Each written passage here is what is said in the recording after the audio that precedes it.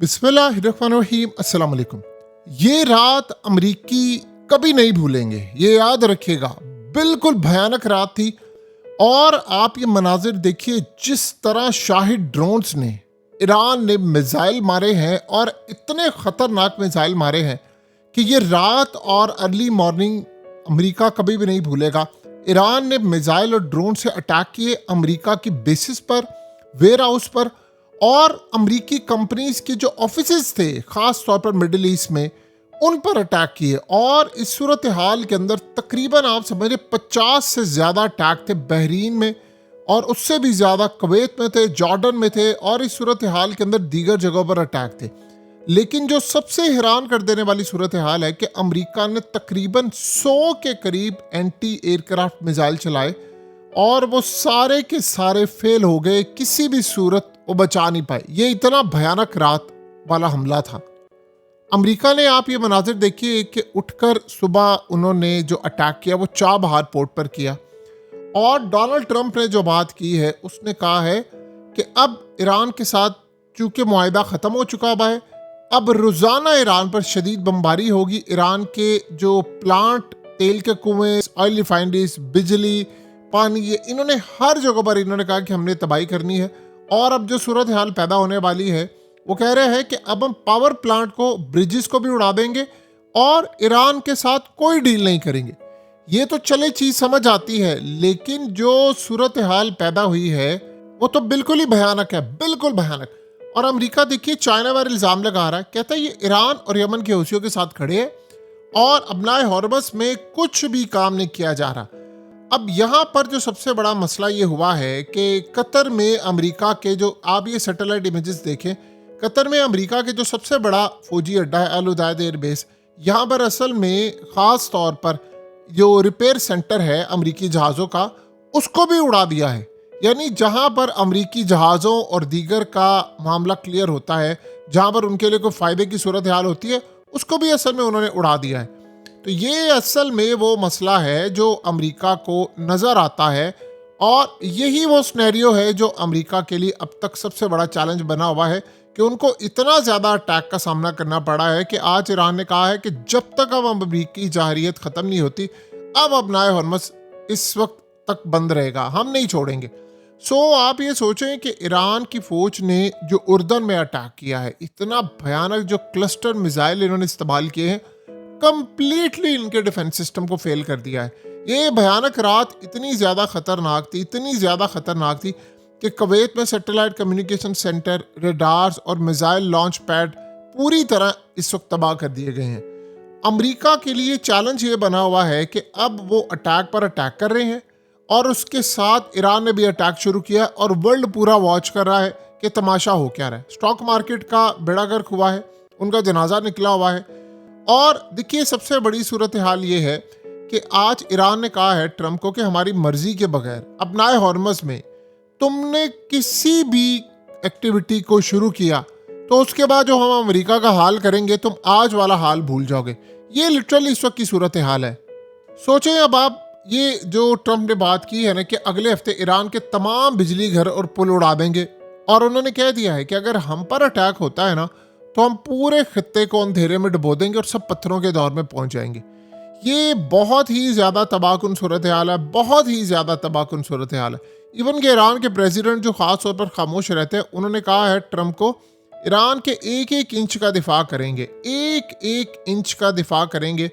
और आप सोचें, अमेरिका से जंग के बाद ईरान की पार्लियामेंट का इजलास होता है, और अराकीन ने कहा है कि आयतुल्लाह अली खामनाई के मरने का बदला इस वक्त हर सूरत दिया जाएगा। आप ये सोचें, एक बड़ी डेवलपमेंट हुई है और हैरान कर देने वाली डेवलपमेंट है। फाइनेंशियल टाइम्स ने ये बात की है जो कि आम रूटीन में किसी को समझ नहीं आ रही। उन्होंने कहा कि आप लोगों ने देखा कि जंग के दौरान ईरान ने ड्रोन्स मारे थे कि फलानी बिल्डिंग में फलाना अमरीकी छुपा हुआ है, CIA का बंदा है, नेवी का बंदा है, और जंग के दौरान उन्होंने बिल्डिंग्स पर अटैक किए। उन्होंने कहा आपको पता है कैसे हुआ है? उन्होंने कहा ईरान ने जंग के दौरान अमरीकी फौजियों का सुराग लगाने के लिए मिडिल ईस्ट के जो मोबाइल नेटवर्क्स हैं वो सारे के सारे हैक कर लिए। फिर उनको ये पता चल रहा था कि अमरीका के फौजी एहलकार किस बिल्डिंग में है, किस फ्लोर पर है, कॉन्ट्रैक्टर्स की नकलो हरकत, मकाम, सब कुछ उनको पता चला।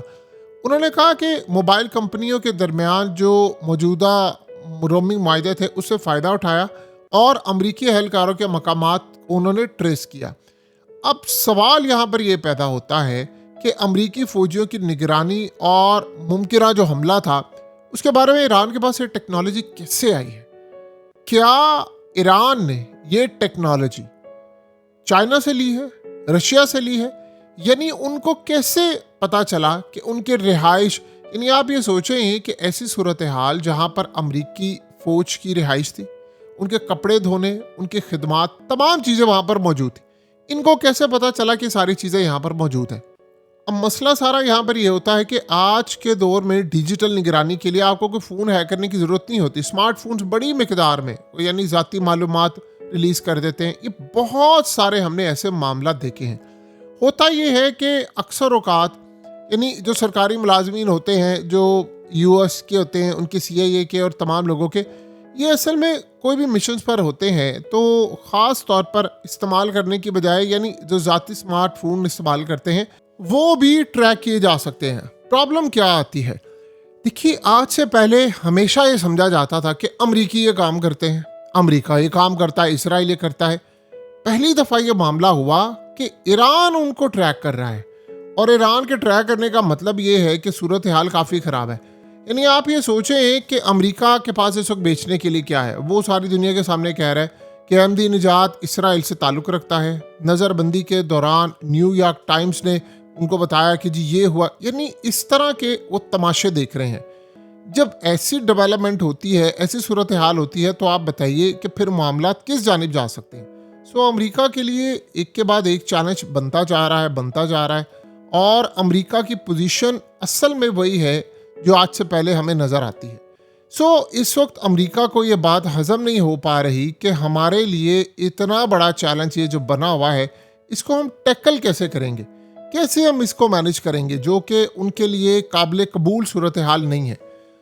अब अमरीका को ये बात अच्छी तरह मालूम भी हो चुकी है कि हमें अब यहाँ से अगर निकलना है तो हमें कोई एक्स्ट्रा काम करना पड़ेगा। देखिए, अगर आप उनके बिजली घरों को तबाह करेंगे, कोई भी काम करेंगे, तो अगले फिर पलट कर आपके इत्तेहादियों के साथ भी यही हाल करेंगे। तो जब ऐसी सूरत हाल होगी तो बताएं फिर आप कैसे चलेंगे, क्या मामला होगा?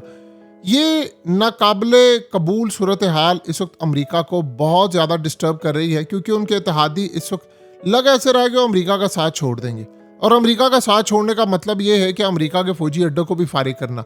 ईरान ने फिर पैगाम दिया है सारे ममालिक को। उन्होंने कहा कि देखें, अब ये लड़ाई बड़े ख़तरनाक मरहले में दाखिल होने वाली है, सब कुछ अंधेरे में जाने वाला है। अगर आपने यहाँ पर चुप साध ली और आपने अमेरिका को अड्डे दिए रखे तो फिर आप और हम सब तबाह हो जाएंगे। देखिए, अमेरिका का क्या है, अमेरिका अपने मुल्क में बैठा हुआ है, उसका इंफ्रास्ट्रक्चर तो नहीं ना तबाह होना। अगर बिजली घर ईरान के तबाह होंगे तो खित्ते पूरे के हो जाएंगे।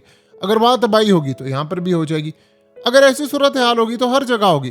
तो अगर ऐसे मामलात, ऐसी सूरत हाल, ये तमाम चीज़ें होंगी तो बताएं बाकी फिर सिनेरियो क्या होगा, कैसे आप चीज़ों को आगे लेकर चलेंगे। ये असल में सूरत हाल पैदा हो रही है। अब देखते हैं अमेरिका के साथ क्या सूरत हाल पेश आती है। देखिए, अमेरिका कर क्या रहा है कि उसके पास बेचने के लिए ये है कि अहमदी निजात के बारे में वो बार बार कह रहे हैं कि जी वो रजीम चेंज ऑपरेशन में शामिल था, वो फलाना था। आप जो मर्जी कर लें, आप इस तरह के प्रोपेगेंडा करें और उसके बाद कि नहीं, अगर लेट से कोई बंदा इस वक्त शामिल होता है, ईरान ने उसको छोड़ना नहीं था। असल मसला ये है कि आप अंदर फूट डलवाना चाहते हैं।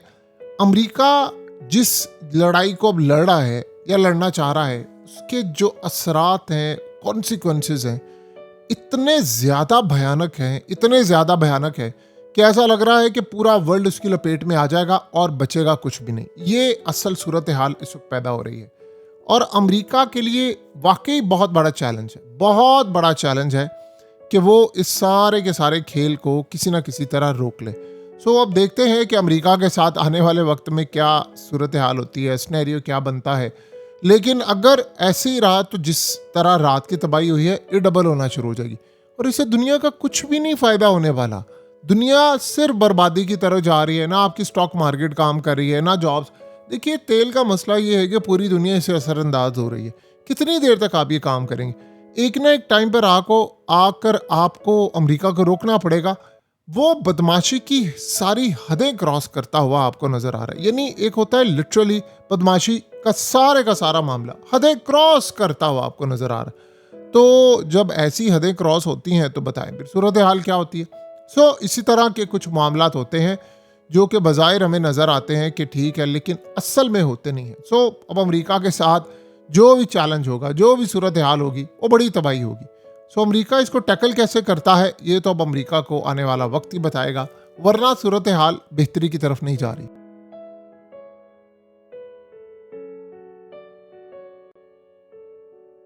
हकीकत टीवी को सब्सक्राइब करना मत भूलें, वीडियो को लाइक करें, शेयर करें और कमेंट सेक्शन में अपनी राय का इजहार ज़रूर करें।